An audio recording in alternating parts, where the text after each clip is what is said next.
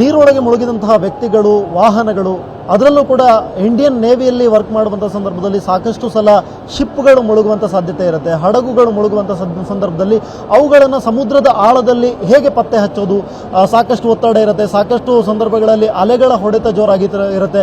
ಇಂಥ ಸಂದರ್ಭದಲ್ಲಿ ಹೇಗೆ ಇವುಗಳನ್ನೆಲ್ಲ ಪತ್ತೆ ಮಾಡ್ಬೋದು ಅನ್ನುವಂಥದ್ದಕ್ಕೆ ಯಲಹಂಕದ ಏರ್ಬೇಸ್ನಲ್ಲಿ ನಡೀತಿರುವಂತಹ ಈ ಒಂದು ಏರ್ ಶೋನಲ್ಲಿ ಒಂದು ವಸ್ತುವನ್ನು ಪ್ರದರ್ಶನಕ್ಕೆ ಇಟ್ಟಿದ್ದಾರೆ. ಅದು ಸಮುದ್ರದ ಆಳದಲ್ಲಿ ಕೆಲಸ ಮಾಡಬಲ್ಲಂತಹ ಡ್ರೋನ್. ಗಮನಿಸ್ತಾ ಇದ್ದೀರಾ, ಸಮುದ್ರದ ಆಳದಲ್ಲಿಯೂ ಕೂಡ ಕೆಲಸ ಮಾಡಬಲ್ಲಂತಹ ಡ್ರೋನ್, ಸ್ವಯಂಚಾಲಿತವಾಗಿ ಚಲಿಸಬಲ್ಲಂತಹ ಡ್ರೋನ್ನ ಒಂದು ಅನ್ವೇಷಣೆಯನ್ನು ಮಾಡಿದ್ದಾರೆ.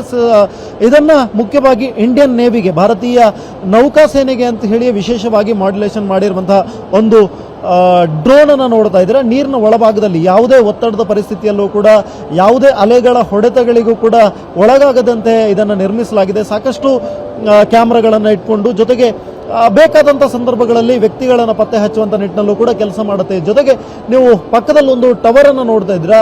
ಈ ರೇಡಿಯೇಷನ್ ಏನಿದೆ, ಇದರಿಂದ ಹಾಗೆ ಅದಕ್ಕೆ ಕನೆಕ್ಟ್ ಆಗುತ್ತೆ. ಯಾವುದೇ ರೀತಿಯಾದಂಥ ಆಪರೇಟ್ ಮಾಡೋದಕ್ಕೆ ಬೇಕಾದಂಥ ಯಾವುದೇ ರೀತಿಯಾದಂಥ ವ್ಯಕ್ತಿ ಅಗತ್ಯ ಇರೋದಿಲ್ಲ.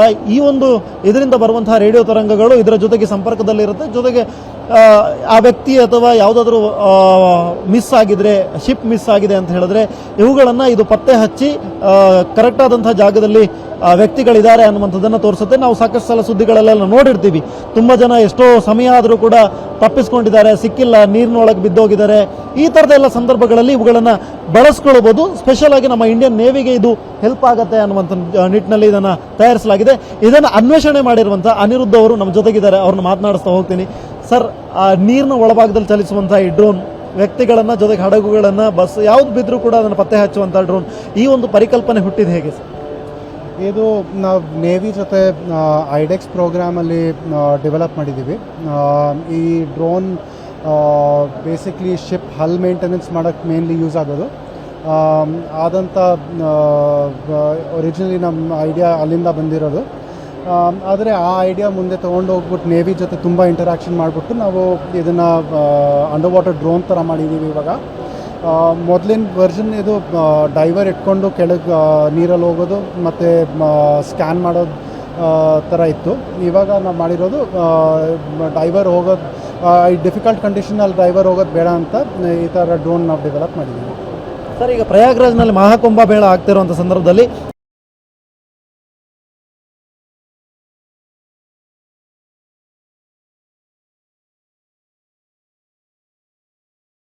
ಅಲ್ಲೂ ಕೂಡ ನೀರಿನ ಒಳಭಾಗದಲ್ಲಿ ಚಲಿಸುವಂಥ ಒಂದಿಷ್ಟು ಡ್ರೋನ್ಗಳನ್ನು ಆಪರೇಟ್ ಮಾಡೋದಕ್ಕೆ ಇಟ್ಟಿದ್ದಾರೆ ಅಂತ ಹೇಳಿದಾಗ ನಮಗೆಲ್ಲ ಒಂದಿಷ್ಟು ಆಶ್ಚರ್ಯ ಆಗಿತ್ತು, ನೀರಿನ ಒಳಗೆ ಕೂಡ ಹೇಗೆ ಅಂತ. ಆ ಡ್ರೋನ್ಗಳಿಗೂ ಈ ಡ್ರೋನ್ಗಳಿಗೂ ಏನು ವ್ಯತ್ಯಾಸ?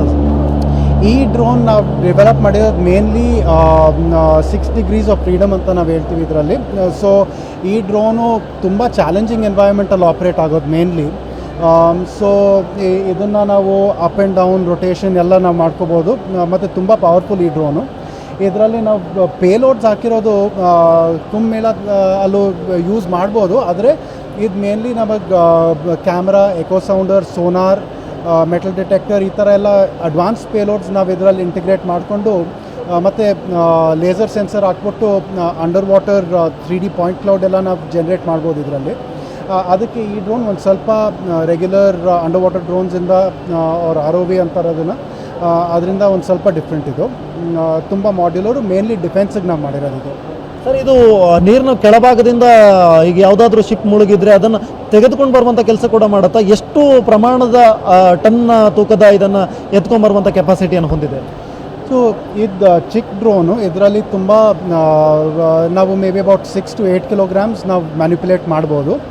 ಆದರೆ ಮೇನ್ಲಿ ಇದ್ರ ಪರ್ಪಸ್ ಇರೋದು ಐಡೆಂಟಿಫಿಕೇಷನ್ ಇದ್ದರೆ ಡೈವರ್ಸ್ ಹೋಗ್ಬಿಟ್ಟು ಆ ಪರ್ಟಿಕ್ಯುಲರ್ ಲೊಕೇಶನ್ಗೆ ಹೋಗ್ಬಿಟ್ಟು ಇರೋ ಫೀಚರ್ಸ್ನ ಇವ್ರು ಇನ್ಸ್ಪೆಕ್ಟ್ ಮಾಡ್ಕೋಬೋದು ಇನ್ನು ಡೀಟೇಲಲ್ಲಿ, ಇಲ್ಲಾಂದರೆ ರಿಕವರಿ ಮಾಡ್ಕೋಬೋದು. ಇವಾಗ ಕೆಲವು ಸತಿ ಏನೋ ಆಕ್ಸಿಡೆಂಟ್ ಆದರೆ ಜನ ನೀರಲ್ಲಿ ಹೋಗ್ಬಿಡ್ತಾರೆ, ಕಾರ್ ಇರುತ್ತೆ, ಅದನ್ನು ರಿಕವರಿ ಮಾಡೋದು ತುಂಬ ಕಷ್ಟ. ಡೈವರ್ಸ್ಗೂ ಅದು ಸೇಫ್ ಇರೋಲ್ಲ. ಇದರಿಂದ ಡೈವರ್ಸ್ಗೆ ಎಕ್ಸಾಕ್ಟ್ ಪೊಸಿಷನ್ ಗೊತ್ತಾಗ್ಬಿಡುತ್ತೆ, ಎಲ್ಲಿ ಹೋಗಬೇಕು, ಎಲ್ಲಿ ರಿಕವರಿ ಮಾಡಬೇಕಂತ. ಅದಕ್ಕೆ ತುಂಬ ಯೂಸ್ ಆಗುತ್ತೆ. ಸರ್, ಈ ಆ್ಯಂಟೆನಾ ಬಗ್ಗೆ ಹೇಳೋದಾದ್ರೆ ಹೇಗೆ ಕೆಲಸ ಮಾಡುತ್ತೆ ಇದು ಮತ್ತು ಇದಕ್ಕೆ ಯಾವ ರೀತಿಯಾದಂಥ ಸಂಬಂಧ? ಸೊ ಇದು ನಮ್ಮ ಎಕೋ ಡ್ರೋನ್ ಅಂತ. ಇದು ನಾವು ಇದ್ರ ಹೆಸರು ಸ್ತಂಭ್. ಸ್ತಂಭ್ ನಮ್ಮ ಅಟಾನಮಸ್ ಸರ್ವೇಲೆನ್ಸ್ ಟವರು. ಇದು ಎಲ್ಲರೂ ಹೋಗಿದರೆ ಇದನ್ನು ಇನ್ಸ್ಟಾಲ್ ಮಾಡಿದರೆ ಬಾರ್ಡರ್ ಸೆಕ್ಯೂರಿಟಿಗೆ ನಾವು ಯೂಸ್ ಮಾಡ್ಕೋಬೋದು. ಬಾರ್ಡರ್ ಸೆಕ್ಯೂರಿಟಿ ಮತ್ತು ಇದರಲ್ಲಿ ಕ್ಯಾಮ್ರಾಸ್, ರೇಡಾರ್ ಎಲ್ಲ ನಾವು ಇಂಟಿಗ್ರೇಟ್ ಮಾಡಿಬಿಟ್ಟು ಜೊತೆಗೆಲ್ಲ ಇನ್ಫಾರ್ಮೇಷನ್ ಸ್ಟಿಚ್ ಮಾಡಿಕೊಂಡು ನಾವು ನಮ್ಮದು AI ಸಾಫ್ಟ್ವೇರ್ ಇದೆ ಇದರಲ್ಲಿ, ಅದನ್ನು ಯೂಸ್ ಮಾಡಿಬಿಟ್ಟು ನಾವೆಲ್ಲ ಥ್ರೆಟ್ಸ್ ಡಿಟೆಕ್ಟ್ ಮಾಡ್ಕೋಬೋದು. ಇವಾಗ ಈ ನಮ್ಮ ಡ್ರೋನ್ಸು ಮತ್ತು ಲ್ಯಾಂಡ್ ಬೇಸ್ ಸಿಸ್ಟಮ್ಸ್ ರೋಬೋಟ್ ಇದೆ, ಅದ್ರ ಜೊತೆ ಈ ಟವರ್ ಕಮ್ಯುನಿಕೇಟ್ ಮಾಡುತ್ತೆ. ಇದು ಕಮ್ಯುನಿಕೇಟ್ ಮಾಡಿದ್ದಾಗ ಏನೋ ಥ್ರೆಟ್ ಐಡೆಂಟಿಫೈ ಆದರೆ ಹ್ಯೂಮನ್ ಇಂಟರ್ವೆನ್ಷನ್ ಬೇಡ, ಅದಂಗೆ ಲೊಕೇಶನ್ ಐಡೆಂಟಿಫೈ ಮಾಡಿಕೊಂಡು ಫರ್ದರ್ ಇನ್ವೆಸ್ಟಿಗೇಷನ್ಗೆ ಈ ಡ್ರೋನ್ಸ್ ಡಿಪ್ಲಾಯ್ ಮಾಡ್ಬೋದು. Under water, land or air ಎಲ್ಲ ಡಿಪ್ಲಾಯ್ ಮಾಡ್ಬೋದು. ಅದಕ್ಕೆ ಇದೊಂದು ಸ್ವಲ್ಪ ಯುನೀಕ್ ಆಗಿದೆ. ಪೇಟೆಂಟ್ ಏನಾದರೂ ಆಗಿದೆಯಾ ಇದ್ರ ಬಗ್ಗೆ? ನಾವು ಅಪ್ಲೈ ಮಾಡ್ತಿದ್ದೀವಿ ಇವಾಗ. Okay, thank you so much sir ನಮ್ಮ ಜೊತೆ ಮಾತನಾಡಿದ್ದಕ್ಕೆ. ಇದು ನಮ್ಮ ಕರ್ನಾಟಕದವರು ಬಿಲ್ಡ್ ಮಾಡಿದ್ದಾರೆ ಅನ್ನುವಂಥದ್ದು ನಮಗೆಲ್ಲರಿಗೂ ಕೂಡ ಹೆಮ್ಮೆಯ ಸಂಗತಿ. ಮುಂದಿನ ದಿನಗಳಲ್ಲಿ ಈ ಥರದ ಸಂದರ್ಭದಲ್ಲಿ ಯಾವುದೋ ಒಂದು ನದಿಯಲ್ಲಿ ಮುಳುಗಿದಂಥ ಸಂದರ್ಭದಲ್ಲೂ ಅಥವಾ ಸಮುದ್ರದಲ್ಲಿ ಒಂದಿಷ್ಟು ಜನ ಕಳೆದು ಹೋಗಿದ್ದಾರೆ ಅನ್ನುವಂಥ ಸಂದರ್ಭದಲ್ಲೂ ಈ ಥರದ ವಿಮಾನಗಳಾಗಿರ್ಬೋದು, ಯಾವುದೇ ವಸ್ತುಗಳಾಗಿರ್ಬೋದು, ಸಮುದ್ರದಲ್ಲಿ ಬಿದ್ದು ಹೋದಂಥ ಸಂದರ್ಭದಲ್ಲಿ ಹುಡುಕಾಡೋದಕ್ಕೆ ತುಂಬ ದಿನಗಳ ಕಾಲ ಅವುಗಳನ್ನು ಹುಡುಕಾಡ್ತಾರೆ. ಸಾಕಷ್ಟು ಸಲ ಅವರು ಎಲ್ಲಿದ್ದಾರೆ ಅನ್ನುವಂಥದ್ದು ಕೂಡ ಮಾಹಿತಿ ಇರೋದಿಲ್ಲ. ಈ ಥರದ ಡ್ರೋನ್ಗಳ ಅನ್ವೇಷಣೆಯಿಂದ ಮುಂದಿನ ದಿನಗಳಲ್ಲಿ ಅವರನ್ನು ಪತ್ತೆ ಹಚ್ಚುವಂಥದ್ದು ಸಾಕಷ್ಟು ಸುಲಭವಾಗುತ್ತೆ. ಈ ನಿಟ್ಟಿನಲ್ಲಿ ನಮಗೆಲ್ಲರಿಗೂ ಕೂಡ ಅದು ಹೆಲ್ಪ್ ಆಗಲಿ ಅಂತ ಹೇಳ್ತಾ ಕ್ಯಾಮ್ರಾ ಪರ್ಸನ್ ನವೀನ್ ಪೂಜಾರಿ ಜೊತೆ ಸ್ವಸ್ತಿಕ ನ್ಯಾಡಿ, ಏಷ್ಯಾನೆಟ್ ಸುವರ್ಣ ನ್ಯೂಸ್, ಬೆಂಗಳೂರು.